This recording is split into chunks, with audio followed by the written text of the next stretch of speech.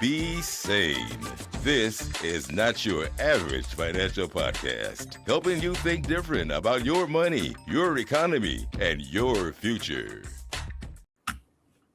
Hey, everybody. Welcome to Not Your Average Financial Podcast Live. This is one of my favorite times of the week, of the month, of the year. It's the most wonderful time of the year. And I've got some of the most wonderful people here with me. Let me just do a quick walk around here. Mr. David Barnett, welcome to the show.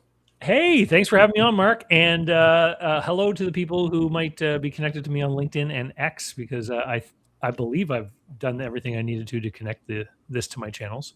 We are restreaming across the interwebs. And yeah, thank you for connecting your cool kids and to this little channel here. And we have down below, we have Mr. Brandon Neely. Welcome, Brandon. Hey, glad to be here. I'm here in Cincinnati, but I saw David in Cincinnati just a couple weeks ago, even though he's from way up in Canada. So that was kind of fun to hang out with him. So Cincinnati's like the deep South for David Barnett. Yeah.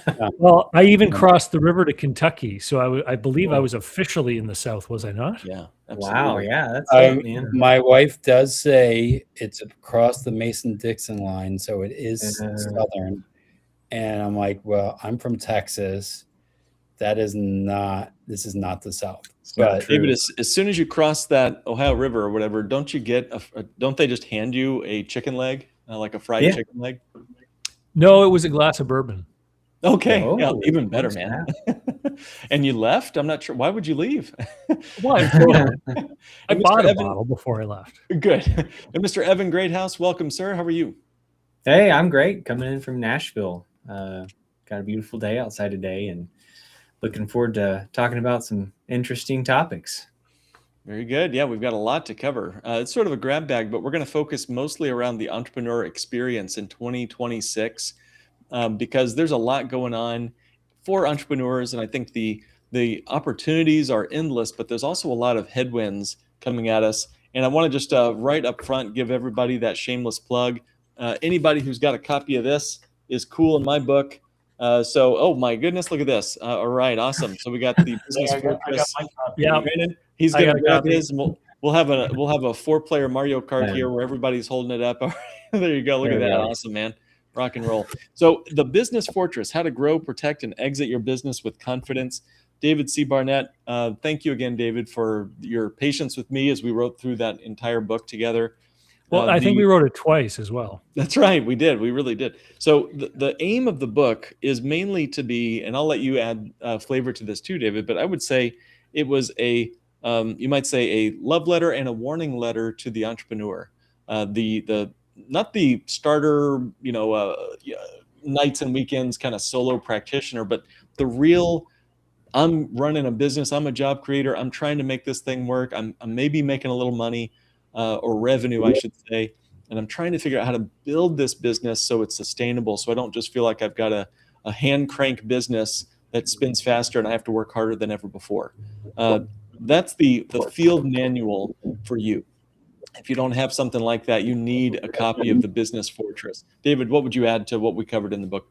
I would say it's a little antidote to the hustle and grind nonsense that is pervasive online, and the crazy go grow kind of stuff that you see everywhere, because quite frankly, a lot of people get into trouble following that kind of advice. And we show in the book how someone can actually be a lot better off for a lot longer in life and really build a serious financial foundation for themselves if they are a little more intentional in how they run their business and how they manage the flow of cash. And so it's for people that want long-term success. If you're looking to double your company next week, you probably don't have time to read the book. But if you want to be in business 20 years from now and have even more and more options open to you, then this is something that you should definitely pick up a copy of. Totally. Yep. It says, I already know that it's saved several businesses from making that ultimate mistake of just making more money, doing more sales, but not becoming more profitable. So glad to have done that with you. And I think it kind of ties into what we'll be covering. And thank you. Yeah, the Business Fortress, you can find the Amazon link on the screen there or in the comments below. So make sure to pick up a copy of the Business Fortress. And I don't know, Julia, if it's easy for folks, if there's a QR code somehow we can put on the screen at some point. Feel free to just interrupt us, Julia, and throw that on there if that's helping other people. So why don't we get into our kind of our business grab bag? And I have a few things I want to cover, and let's see the screen. I'm going to try the screen share. We'll see what happens here. If I can get this to work, I'll be thrilled. So you're seeing the screen. Great. So here we are. We're on Yahoo Finance. This article is called "SpaceX is a Money Furnace," former hedge fund manager says. Now, we are on the cusp of what is likely to be the largest IPO in all of human history. And a former hedge fund manager, Patrick Boyle, says, and he criticizes SpaceX as a money furnace amid its SEC filing showing massive quarterly losses driven by its AI unit, despite strong Starlink performance and ambitious plans ahead of its potential record IPO. So he calls it a money furnace. And he says this is the most out there valuation of any company you can think of. They're valuing it at what was it? Several $1 trillion. Am I hearing that correctly, David? And if so, that would make Elon Musk the first, living trillionaire. Well, I listened to the audio version of the Patrick Boyle podcast. The show's called On Finance. He's on YouTube and audio. And he went into the offering document, and then he talked about how the NASDAQ actually changed many of its rules in order to lure SpaceX to come to NASDAQ. And just all the issues, like normally when you have a business with a high valuation, it's because it's making a lot of money. And the AI department there at SpaceX does not make money. It's the Grok AI from Twitter that somehow ended up in the space company.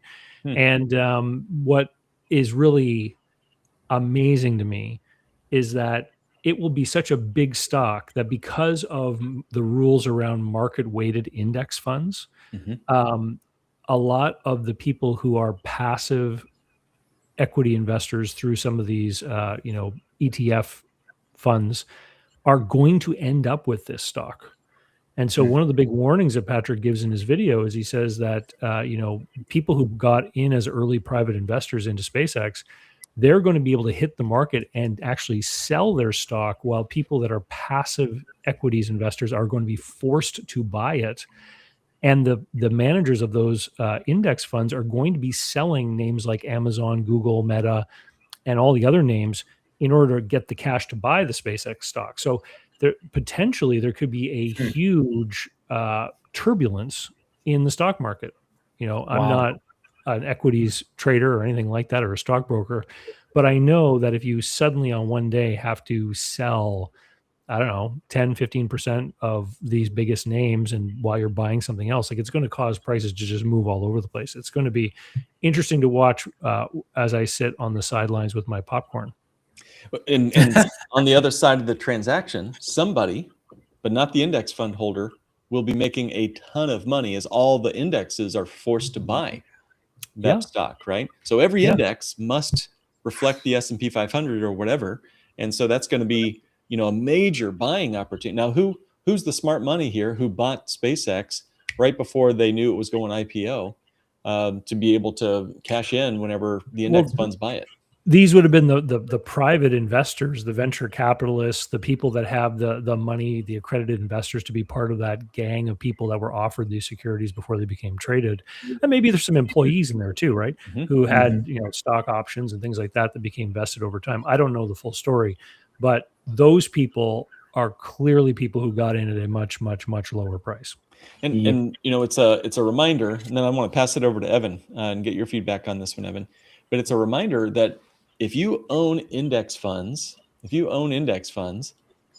are sort of like the sucker at the end of the line. You are like buying your retirement at the mall. Okay, so there's direct buying, there's wholesale, and then there's retail. When you're buying your clothes, do you want to buy direct, wholesale, or retail? When you buy your car, do you want to buy direct, wholesale, or retail? When you buy stocks, especially if it's index funds, God forbid, you're buying retail prices, and everyone else has already taken their piece off that profit pie, you might say.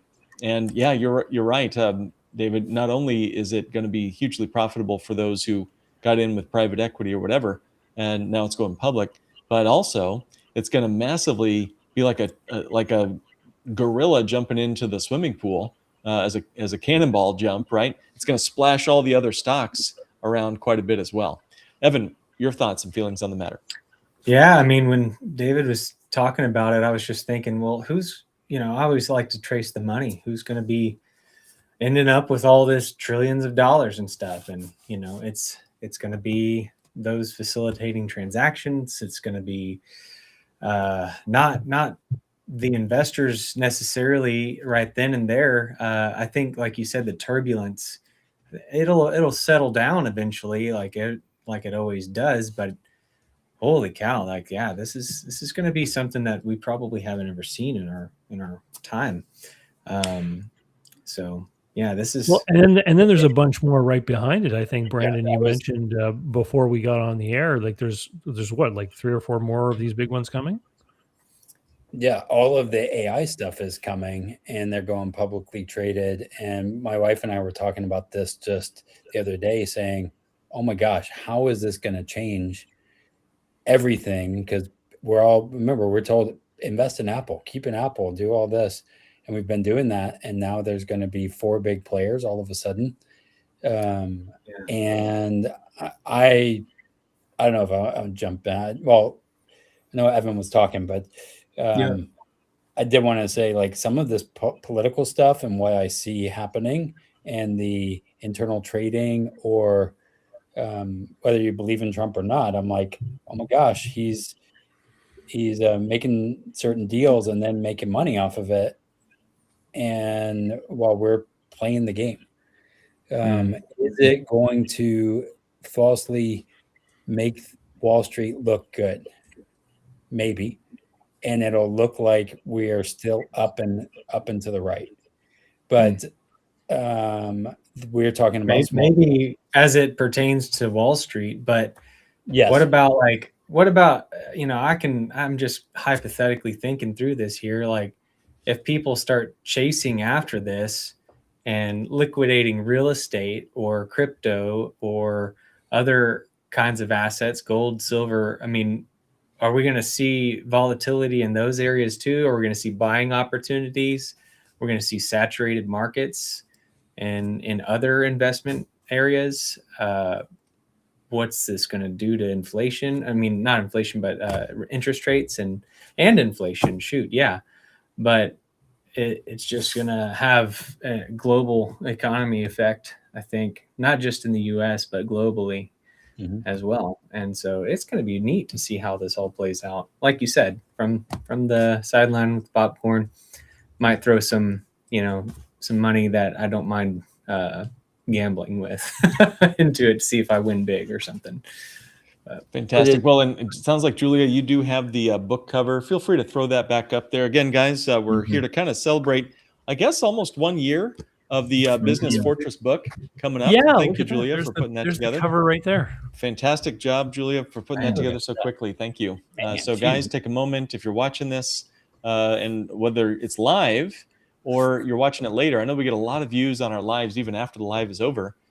Take a minute to check this book out. It's on Audible, it's on Kindle, and physical copies. And I think David said he'd even come over to your house and read it to you sweetly as you're going to sleep every night. Yeah. What way you can get the information to you, right? He did come That's over. how I read it. We read it. Yeah. I think that was if you're in Kentucky and have bourbon available. That's right. If you have bourbon, really good bourbon. Love it. Tennessee's the next best thing, man. So we got some sweet water here. So we have another article I want to jump to, guys. So I'm going to share screen, and then David, you said you had a story on this one. So let me jump over to this tab now. And what we're looking at is the Guidant Small Business Survey. The Guidant Small Business Survey. And it's a 2026 survey. It shows small business owners mainly they're feeling good. This report says they're feeling resilient. They have happiness levels that are growing. They're despite the challenges like inflation and cash flow issues, and key thing here is declining political confidence. So that was brought up. But I wanted to read this one little paragraph here and then pass the ball over to David, who has an interesting story here. I think it says here that inflation and price increases were cited by 41% of owners, 41%, down from 48% last year. So fewer people are worried about inflation. It sounds like, but capital access ticked up to 40.8%. So getting access to money is more and more important to business owners. That shows that headline inflation is cooling, but its downstream effects like business liquidity is intensifying. So what's next? After inflation and cash flow becomes less of an issue for business owners, access to money is their next biggest concern or desire. And so it's just saying with interest rates where they are, borrowing is more expensive and it's compressing margins for businesses that depend on debt financing. So that's key right there because, as you guys know, a lot of business owners chase growth through debt. And I feel like that exposes the business owner to a host of vampires, to debt cycles that they can't control. It's like a drug addiction. It helps you feel high for a few minutes. Then you need a bigger and bigger dose just to get that high the next time. True resilience, I feel like, comes through building your own source of financing, your own liquidity pool, your own contingency cash. And that's where I think it aligns perfectly with the Bank on Yourself principles of personal control, self-financing, and that sort of thing. But David, you mentioned you had a story on this, and you mentioned debt instead of fixing the business. Tell us a bit about that story. Well, when I saw in your show notes there that you had that bold opinion about how people chase growth through debt, I was actually just having a meeting the other day, earlier this week, with a business owner. They had a slight problem in their production, and it was costing them $20,000 to $40,000 a year, approximately, in rejected inputs into their business. So they've got inputs that come in the front door or in the back door, I guess. Mm-hmm. And before they start their process, they have to quality control them. And if something is defective, it gets knocked out. And so they were rejecting something like 6 or 7 out of every 100 of these units that were coming in the back door. But the problem with their business is that their gross margin is half the industry standard. So every time they sell one of their finished goods, they're not earning as much money as the peers in their industry. So what these guys did is, instead of trying to figure out how to sell for a higher price and work on their margin, they bought a machine that would lower their reject rate by reworking some of the inputs. And so that cost $200,000, which they borrowed. Of course. And so I was having the meeting and I was saying, like, do you think it made sense for you to invest in that machinery, which could potentially have a 5 or more year or more payback period? Forget, internal rate of return, best use of money, all that kind of stuff. But just if it saves you $40,000 a year on your inputs and it's going to take you 5 years to get your money back. Meanwhile, at the front end of your business, you're earning half as much on every sale as your competitors. Like, you're probably not going to be around in 5 years if you can't fix that problem, right? But now the debt's there, and now they have to service the debt, right? So, like, I see this kind of thing all the time, where I think sometimes it's quite easy for some people to get their hands on money, and it can lead to them making decisions which ultimately are easier to do. It's easier to go buy a machine and put it on your assembly line than it is to have to tell your customers your prices are going up, right? Sure. Yeah. It masks over the real problem. It's reminding me of that quote, hey, we lose money on every sale, but we make it up in volume. Yeah. First Change Bank of New York, Saturday Night Live. I don't know if you remember that skit. So David, that's an awesome story, a very telling story. And I'm guessing that's an anecdote that backs statistical data. No, I was there this week. No, I mean, that's one story, but it's probably representing lots of business owners. Yeah. I've seen a lot. I've seen it happen a lot. I'm sure of it. If because a lot of it, like, most business owners are not finance experts, right? So they're not thinking about resources and return on equity and, the best use of their capital. What they're thinking about is, my business makes these widgets. How can I make it better? How can I make it better, faster, cheaper, make my customer happier? Like, those are the things they're focused on. They're focused on getting a happier customer who's going to tell their friends and, sell more units, right? That's what they're focused on. And so a lot of the times people just don't have the experience or even the understanding of what they should be asking for help about and who they should be asking that help from. And it's part of growing into bigger and bigger business. When this particular entrepreneur was a much smaller business, if he was doing $500,000 in sales or whatever, these decisions wouldn't have had such big consequences. But now he's doing a couple million in sales, and the tweaks on the knobs of the business have bigger and bigger impacts. And so you have to be more informed before you twist one of those dials. Like if we want to apply the machine analogy to a business. Brandon, you're a profit first professional. What is that? And what do you think when you hear David's story and then also the article we've been discussing? Yeah, I think that a lot of business owners aren't coming in as having that financial acumen. They come in because they're really good at selling widgets, right? Not selling the main thing, right? Or the financial architecture. And really, a lot of times, even in 2022, man, how many people were getting PPP money and just all this money was just flowing, and people are like, "Ooh, good, free money," and how that happened, and we got addicted to it. To now, the cost of that capital is way more expensive, right? And so that's the thing that I see happening a lot. It's not the rate of return. It's the understanding, hey, if I'm using credit cards to make 30%, but it's 22%, that doesn't leave a lot of margin. And I hate that margin word, but it's understanding the flow and knowing as we grow. Like, that's why it's so important to have a financial architecture or somebody that can help you go through, because what was right 22 is different in 2026, right? And I think that's the hard part, and is figuring all those things out. And it's complicated. I mean, like, seriously, we just talked about all the changes that are about to happen. And as a business owner, how do we maintain that when the big businesses are going to crush us? Maybe how do we build profitable businesses that serve us? What do you think about that, David? Like, how do you get profit? How do you find your space when Walmart's in your industry? Yeah, it's tough to compete against someone like that. There is actually a famous book.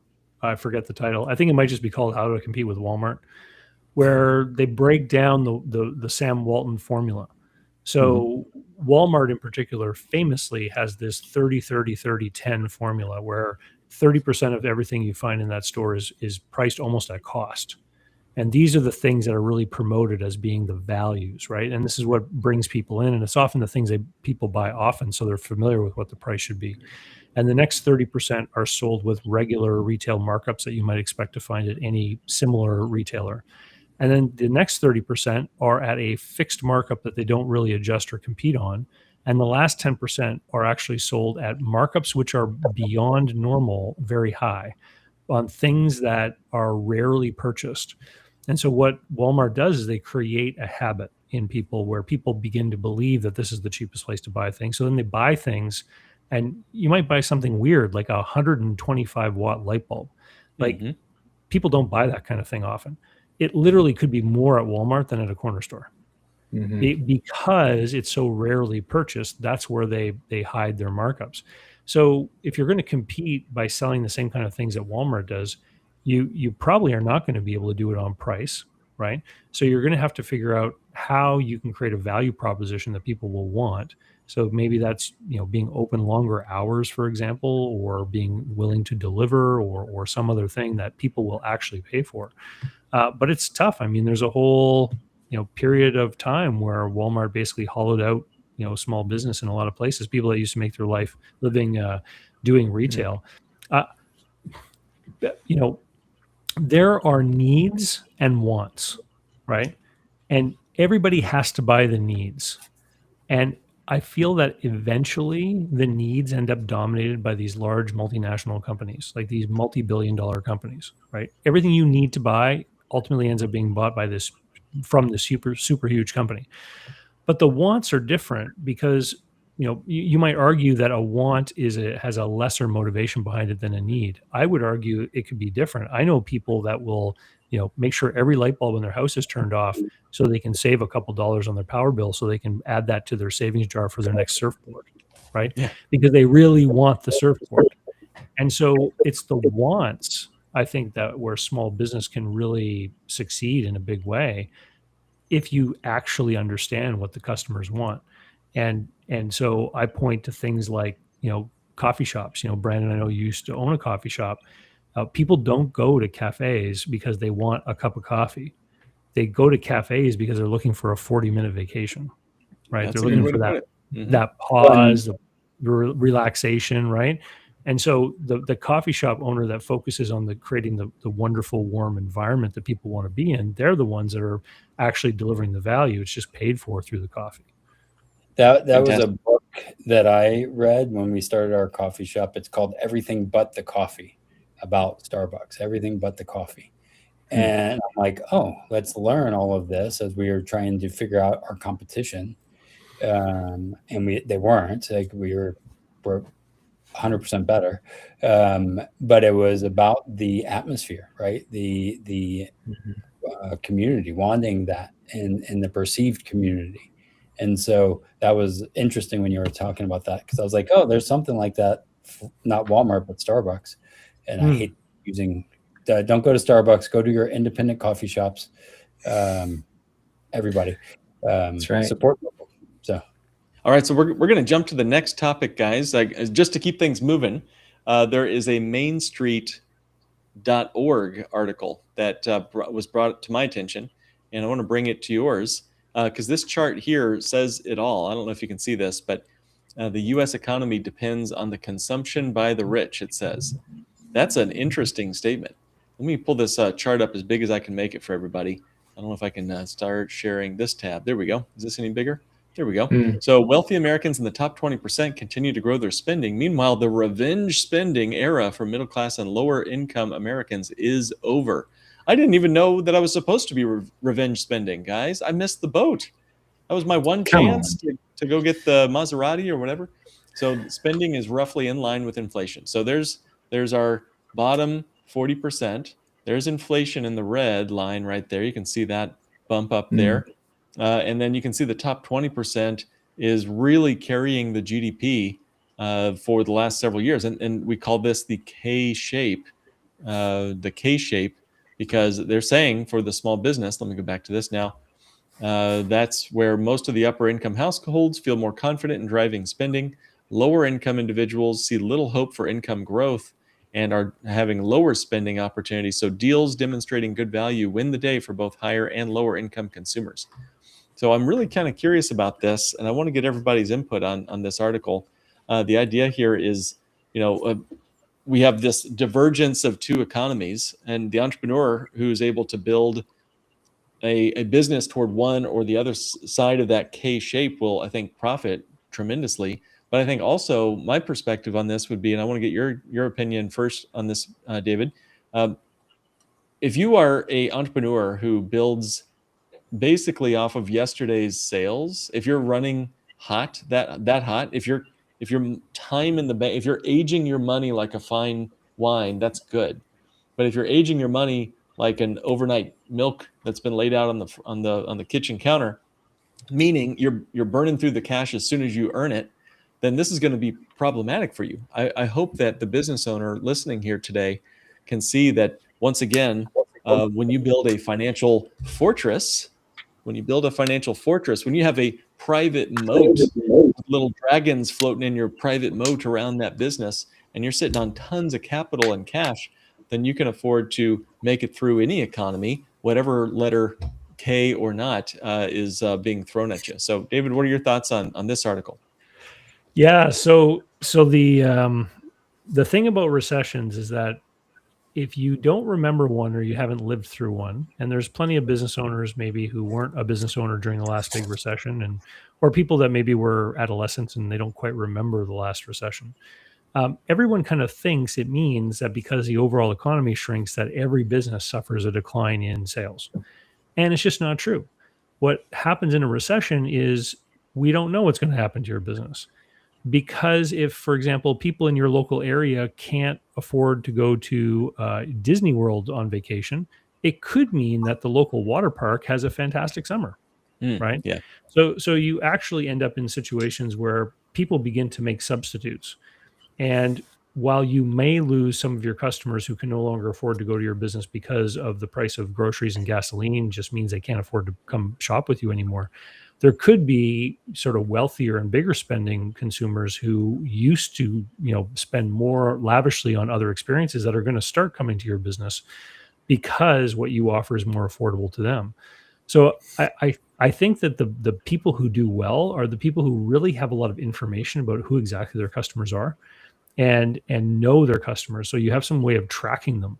And if you think about, sort of loyalty programs at grocery stores, that's an extreme example.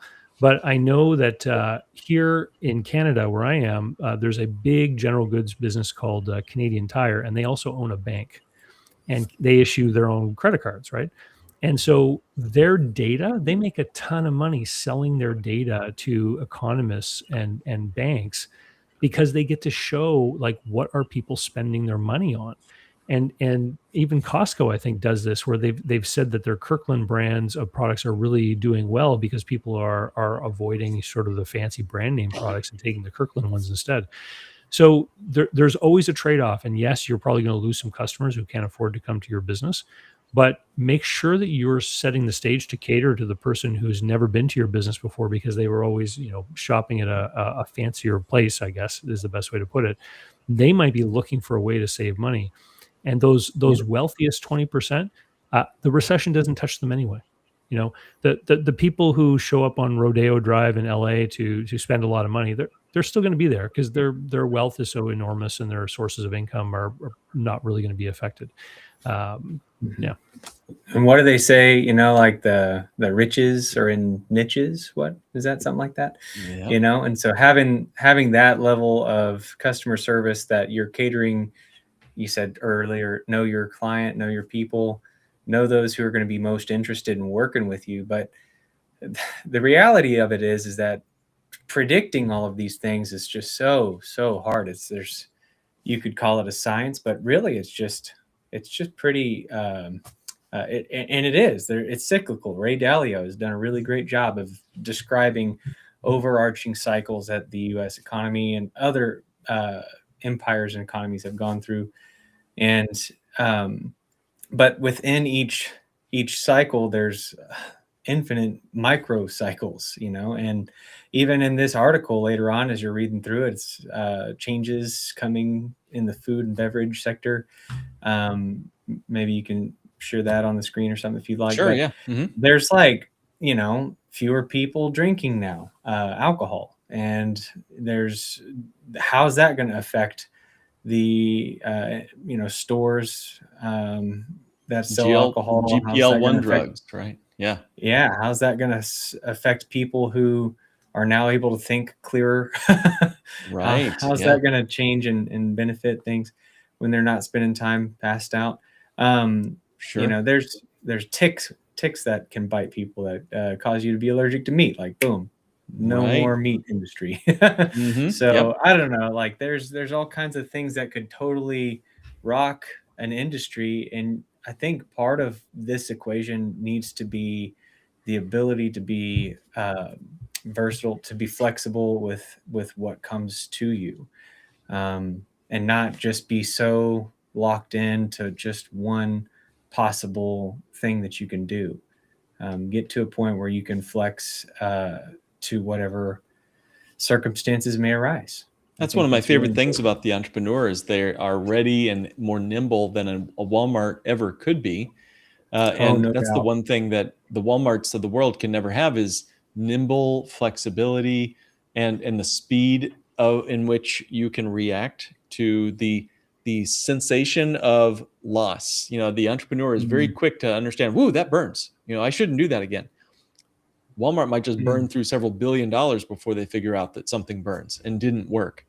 And I love your idea about the riches and the niches too, Evan. I think once again, if you're an entrepreneur and you're listening to this, think about some of these changes that are coming, and see how quick you can get to market. Sometimes it's not the best product, it's the first product that gets to market that can make a great profit as a result. And one more chart I saw in that article that I thought was kind of interesting was the year in which each generation will overtake the next. So 2021, Gen X actually overtakes boomers. Then 2029, Gen Z overtakes boomers. Huh? Same thing. Gen Z overtakes boomers. Oh, interesting. Wow. Then 2033, millennials overtake Gen X. 2040, Gen Z overtakes Gen X. So very interesting to sort of see. And then here's Gen Alpha coming after all of us, getting ready to take off like a rocket ship there. Look at that J curve happening there. So any final thoughts on the 8 trends that we see happening? I always think it's interesting that ticks make us stop eating meat. Why isn't there a tick that stops me from eating like super delicious sugary treats? I should hope for that, I guess. Yeah. I did want to mention, like, as I think about what we do, and there's a lack of trust in our world, especially financial services, because it was an extraction kind of going into, let's invest in all these stocks, let's invest in all this. And we're seeing that the rich get richer and the poor maybe haven't seen the results, right? Or the middle class rather. And as we think about, as we run businesses, even David said this, is some of these people had their own banks. They actually started, Walmart probably has a banking side. Verizon has their own, right? All of these companies. Ford Finance, yeah, right. Have all of these banking functions, and the bank is winning either which way. And the understanding of the flow of capital, of how do I use my money, not use the bank's money, because I swear I'm getting a lot of requests right now for banks asking me if I want to get a loan from them. I don't know if you guys are, but I am. Every day. Yeah. I just got a credit increase offer the other day. Yeah. Yeah. I'm like, what is going on? Did something change? No, because they know that I'm bankable. I'm good, but I don't need that. I have my own system that I've set in place before.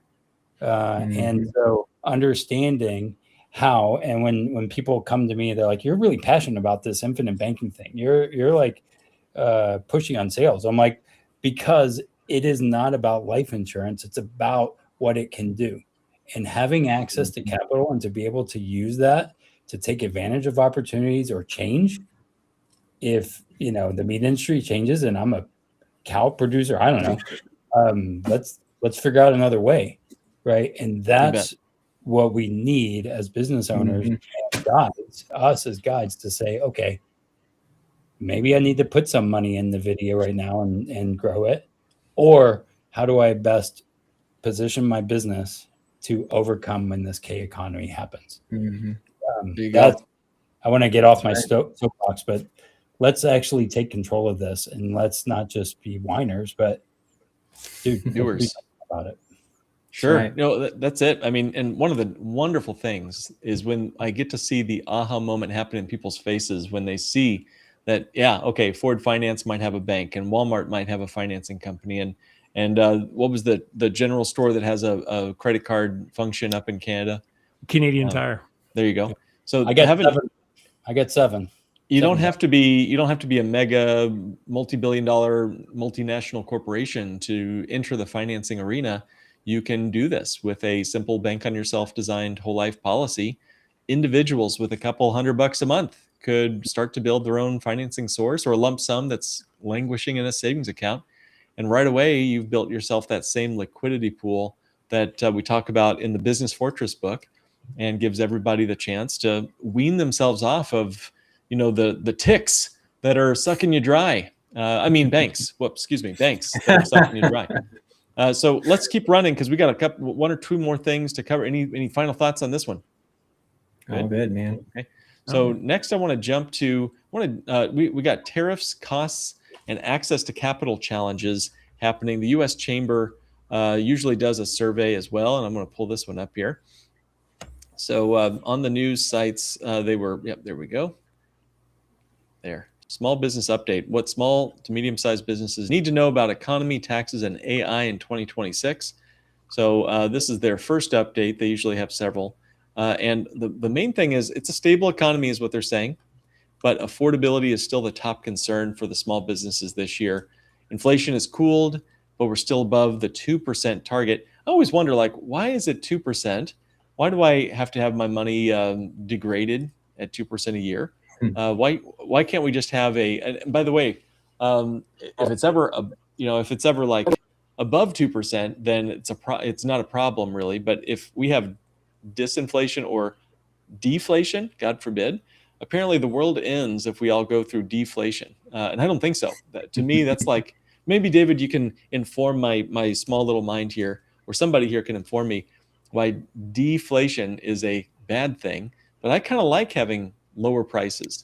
Well, it's a bad thing for banks and central banks and the government. Oh, okay, okay. You see, if you had deflation, if things got you need cheaper to be more all the compassionate time, to them. Okay, I'm sorry. Go ahead, David. Like if things got cheaper all the time, like was there in there a period from like 1860 until 1910, yeah. Where things got cheaper and cheaper? So what it meant was that you could go earn money and just hide it under your mattress. And over time, your purchasing power would grow. Yeah. And so then you could retire and pull the bills out from under your mattress and go spend the money. And that was not good for the government. Not good for the government, not good for banks. So it has to be bad for all of us, right? Yeah, this is like, so we do appraisal work, and I'm a certified machinery and equipment appraiser. And I had a conversation with an attorney the other day, because we had done some appraisal work on a factory that had burned down. So we were showing them what some of the equipment would have been worth before it was destroyed by fire, because the insurance company was settling and all this kind of thing. And what she was saying, how come this machine is worth just as much as it was when it was bought back in 1989? How can that be? And I said, well, it's not. It's worth substantially less. Just because it's the same number of dollars does not mean it's the same value, because the dollars in 1989 were worth a ton more than the dollars today. Mm-hmm. And then I explained that at a 2% inflation rate, the value of money falls by half every 30 years. 30 years or so, exactly. That's a career for most people. You get into work sometime in your 20s or whatever, and you work for 30 years, 40 years. Over the term of your work life, the value of money falls by half. If it's an equal 2% inflation every year, it never is. I don't know. Have you ever talked about hedonic adjustment here on your channel? Yeah, I want you to tell everybody what that means and explain how it connects there. Hedonic adjustment means that the people that calculate inflation will change, sort of the baselines. So if a computer goes up in price by 10%, but the computational power goes up by 10%, they'll actually say there was no inflation, because you're getting 10% more computer. Mm-hmm. But you can't buy the old model. Big way to go. Yeah. The old model doesn't work as well. Like if you just need a computer for your office, then you just have to buy a computer. We all know it's a commodity now. It's a computer, right? And every 3 years you need new ones, because the old ones just don't work anymore because of the megabytes and the RAM and the speed and all that kind of stuff. But they will make these adjustments to hide the inflation. And what I find fascinating is that there are different measures of inflation. So when I'm doing work as an appraiser, I don't use consumer price index as a measure of inflation.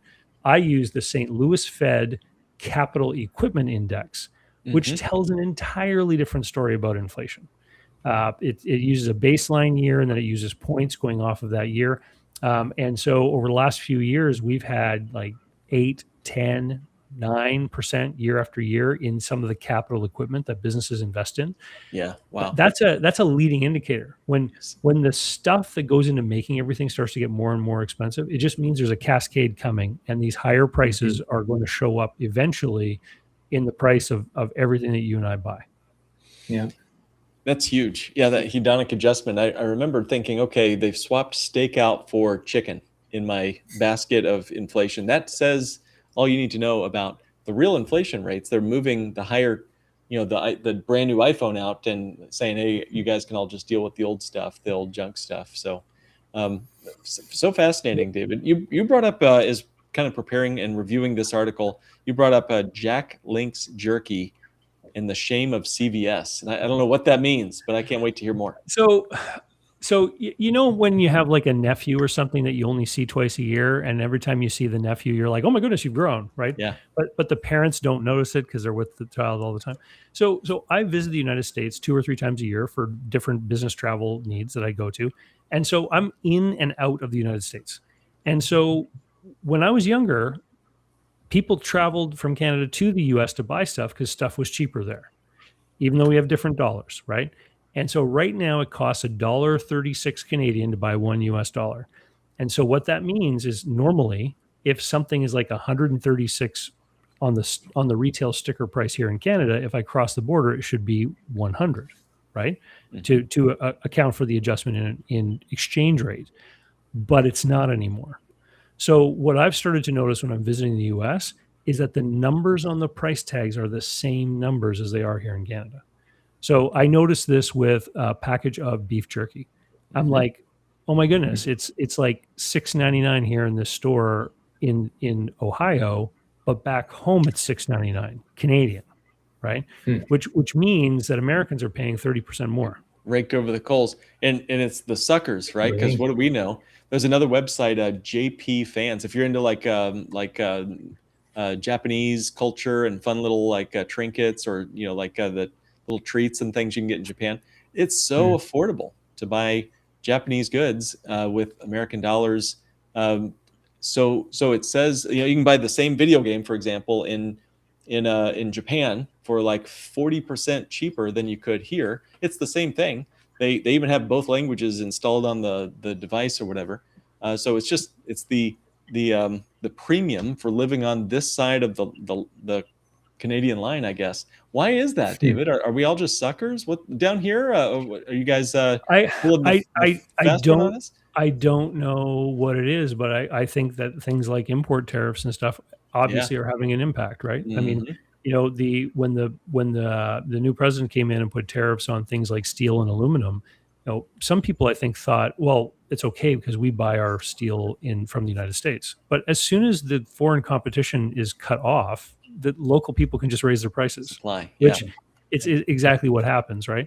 And so the cost of everything throughout the whole system has gone up, and then here recently with what's going on, in Iran, like is driving up the price of everything. I mean, everything we buy has transportation in it. Yep. Like that, I'm this curious fuel- though, what you guys think. Like, do you think part of that could be because, there's a saying that I always like to say from in real estate is that, nobody's going to be willing to pay more than something's worth. And is it just that like our idea of value and worth are that skewed? Like we just don't Subjective theory of we value, just don't yeah. know better, or we're okay with paying it because of the simplicity and the comfort of, that it'll bring us to have whatever it is that Is we're it the buying. boiled frog, maybe? Yeah. I think, Mark, I I think you've got it. Like The the frog. small adjustments every day, slowly, people don't notice. It's that cousin or that nephew that keeps getting taller, but the parents don't notice. Yeah. I mean, Fascinating. And it it's also still not goes- even making a dent in our, trillions of dollars of U.S. debt and stuff. You'd think the, increased sales taxes and stuff, like it's 9.25% in, sales tax and in Tennessee at least. And I know it's probably more than that in other places, and it's seemingly not even making a dent. So just, I think it goes I back know. to the needs and wants, right? So Mhm. the idea was before we didn't need all this stuff, and now we need a cell phone, and we have to have it. And then we have all these things around our business that we need to grow. All the while, like we think that income for our staff hasn't grown. Like we have to make the money, but if that hasn't grown, then they can't spend and we can't spend. It's all interconnected, and it's kind of frustrating actually, because I'm like, well, what the heck? All these rich people are playing a different game than us, and we're trying to just make a good business and help people Right. thrive. And I think that that's the hard part. And what is enough, right? Is it good to keep growing? And if I say enough, then people think I'm a socialist, right? But I'm like, oh no, but sometimes maybe we do need deflation to be able to kind of reset. or something. I don't know. I love the idea of cheaper prices, man. I think that's Yeah, great. So with that- just a few minutes left, there were a few questions that were brought to us before before the live started, and I want to make sure I get those out for those that asked.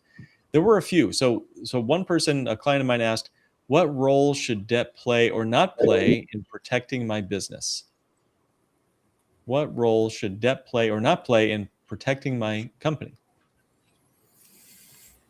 This is a grab bag and rapid fire for folks. Anybody feel free I'll to just say right now, like it can be absolutely beneficial to have debt whenever it is either going to pay for itself, and when just when the value outweighs the cost. It was simply put, and if you can, as long as you, it's also absolutely vital to have enough cash flow that you can really count on, that's not going to just disappear all of a sudden if something goes wrong in the economy, or the wrong person says the wrong thing.